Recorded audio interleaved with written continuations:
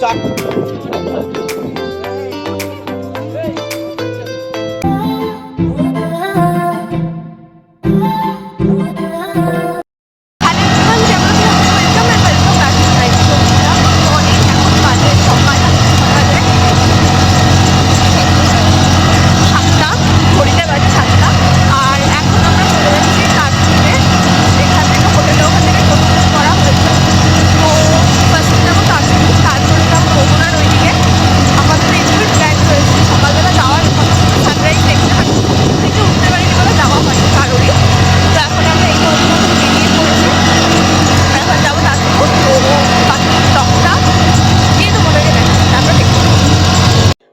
দিনটা শুরু করেছিলাম একদম গরম গরম লেবু চায়ে চুমুক দিয়ে, আর খেয়ে দিয়ে আমরা সোজা চলে গেছিলাম হচ্ছে গিয়ে মাছ বাজারে, বিকজ আমরা তখন ছিলাম হচ্ছে গিয়ে মোহনার।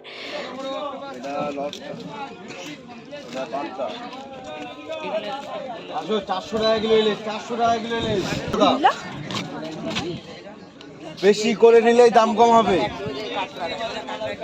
মাত্র 400 টাকা কিলো ইলিশ।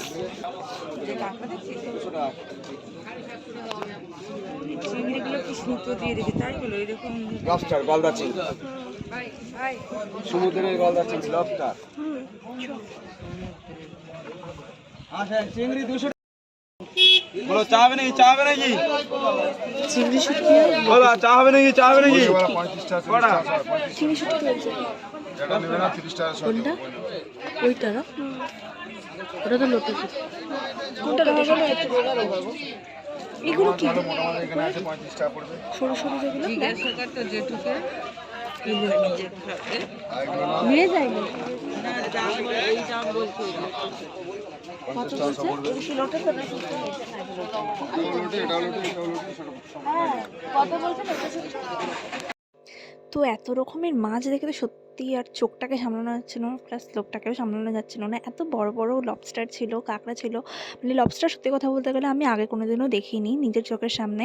আর ফার্স্ট টাইম যেহেতু আমি দীঘা এসেছি, এইরকম ধরনের এক্সপিরিয়েন্স তো কমই হয়েছে। মানে এত ধরনের মাছ সামনে ছিল, মনে হয় সব নিয়ে নিই, কিন্তু কি করা যাবে, কিছু কিছু নিয়েছি।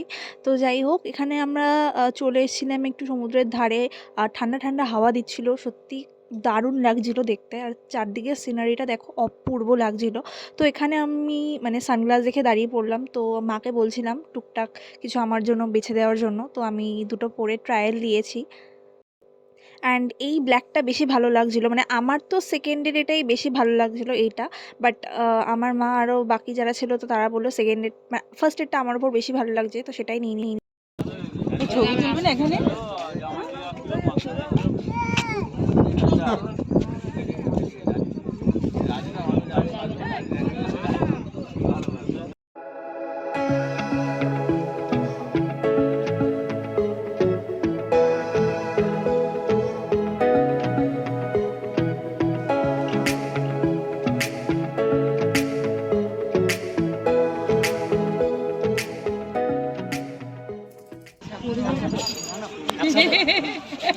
জুতাটা খোলো, আমার তো জুতা যেটা আমার কিচ্ছু ওটা সাবাস, পিছন থেকে চলে আসো।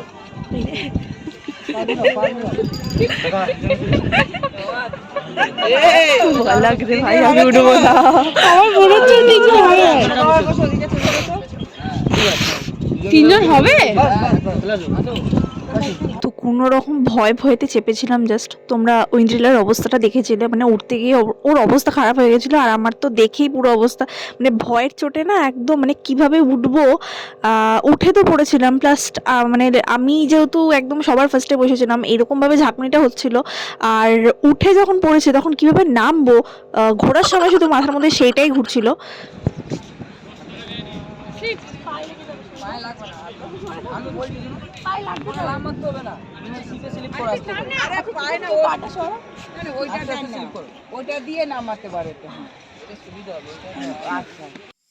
তো ফাইনালি এত খাটাখাটনি করার পর কুছ খানা পিনা তো বানতে হয়। তো আমরা টিফিনে খেয়েছিলাম লুচি আর ঘুগনি, জাস্ট সেই বানিয়েছিল। ওখানকার প্রত্যেক কটা দোকানেরই লুচি ঘুগনি আমার দারুণ লেগেছে।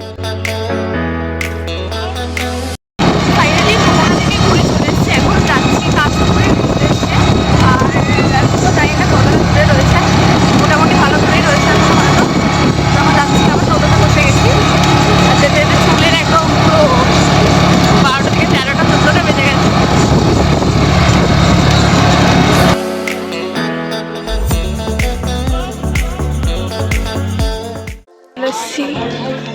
শঙ্করপুর শঙ্করপুর বলবো না? শঙ্করপুর শঙ্করপুর এই হচ্ছে পুরো ভিউ জায়গার।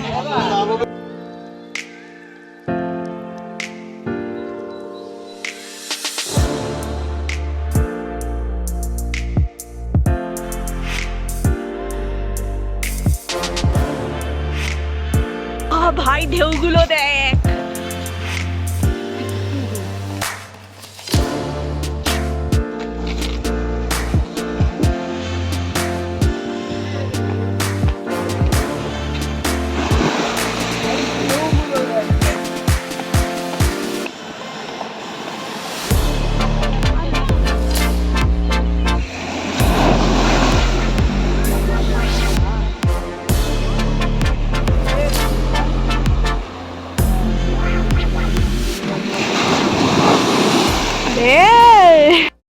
তো আমরা চলে এসেছি এখন শঙ্করপুর। আর এখানে সমুদ্রের পাড়ে দাঁড়িয়ে ঢেউ দেখছি। ঢেউগুলোর হাইট জাস্ট মানে এতটা করে পুরো, মানে ওইখানে যদি কেউ স্নান করতে নামে তাহলে আর হয়তো। Much later. তাজপুর, এখন আমরা চলে এসেছি তাজপুরে হাওয়া খেতে। চলো ওইটা দিয়ে ওখানটা ছবি তুলবে। এটা সুন্দর। আরেকটা কথা যেটা বলছি সেটা হচ্ছে কি, আমি গাড়িতে বসে তোমাদেরকে যে যে জায়গার নামগুলো বলেছিলাম যে ফার্স্টে আমরা যাব, আমরা সব কটাতেই গেছিলাম, বাট জায়গার নামগুলো একটু আগে পরে হয়ে গেছিলো বিকজ আমরা কেউই বুঝতে পারছিলাম না আর কি যে কোথায় যাওয়া হবে, ঠিক করে ডিসিশনটা নিতে পারছিলাম না নিজেরাও। তো যাই হোক, এখানেই আসার পরে আমার মা যেহেতু ছিল, আমার মা সোজা ঢুকে গেছিলো ব্যাগ কেনার জন্য বিকজ তখন প্রচুর গিফট কেনার ছিল বাড়ির জন্য। তো সামনেটা ঘোরাও দেখি, সামনেটা ঘোরাও, ওই দিকটা ঘোরাও, সুন্দর কিন্তু ব্যাগটা। আচ্ছা দাঁড়া,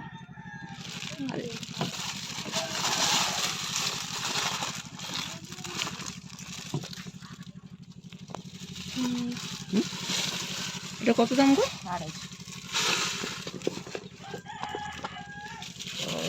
দুটো হাতে।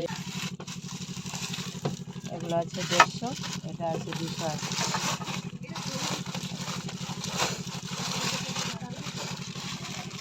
এটা কত? 280। এগুলো দিয়েছে এক। হুম, ওটারই জিনিস। হুম, এইগুলো কত? ওইটা একটু বার করো না গো, বেশি বার করতে হবে না। ওই যে ওই ভেতরের ওই যে সাদাটা, হ্যাঁ দেখা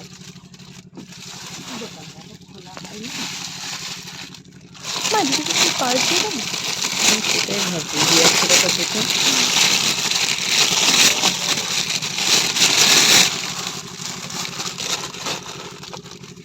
এটা কত? এটা 160।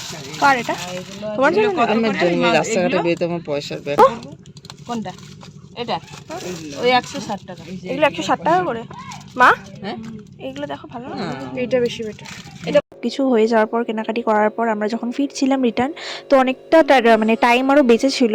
তো ড্রাইভার আমাদেরকে বলেছিল যেখানে আশেপাশে একটা মানে মন্দির রয়েছে নাই কালীতলা, তো এটাই হচ্ছে সেই মন্দিরটা। আমরা ঢুকে গেছিলাম মন্দিরের আর কি দর্শনের জন্য, মানে মায়ের দর্শনের জন্য, বিকজ এখানে মূর্তিটা যেটা রয়েছে মায়ের, সেটা নাকি আলাদাই একটা, মানে এই সচরাচর এই মূর্তি কোথাও দেখতে পাওয়া যায় না।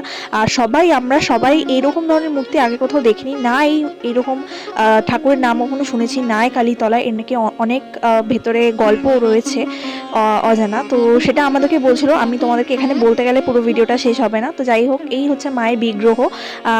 আমরা কেউ পুজো দিইনি, বাট গিয়ে দেখেছিলাম ঠাকুরটাকে, বেশ দারুণ লেগেছে, খুব শান্তি লেগেছে জায়গাটার মধ্যে। আর এখানে ছিল বট গাছ, এখানে শুনেছি নাকি, মানে ওখানেই সবাই বলা বলে গেছিলো যে যেরকম মানত করে সেরকম হয়।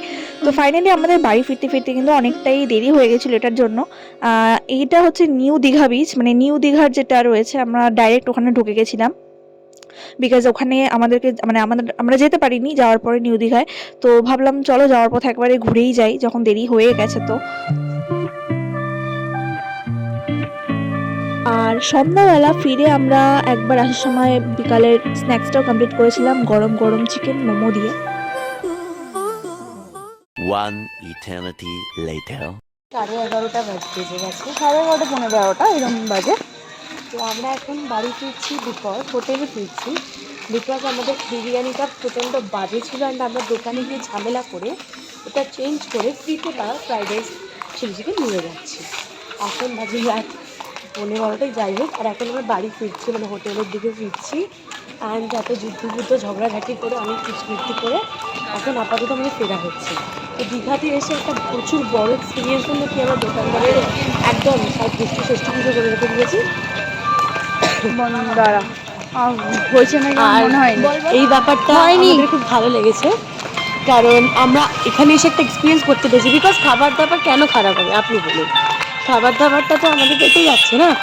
তো এখানে একটা গল্প রয়েছে, এইখানে অর্ধেক কথা শুনে হয়তো তোমাদের মাথা থেকে অনেক কিছু বেরিয়ে যাবে, মানে গুলিয়ে যাবে আর কি। তো আমি তোমাদেরকে বলছি সেটা হচ্ছে কি, আমরা রাতে বিরিয়ানি নিয়ে একবারে হোটেলে ঢুকেছিলাম খাবার। তো সেখানে আমার প্লেটের মধ্যে একটা বড় আস্ত মাছই পড়েছিল। তো সেটার জন্যই আমরা চেঞ্জ করতে গেছিলাম। আর ওখানে যা যা শুনলে তো তোমরা তারপরে এটা।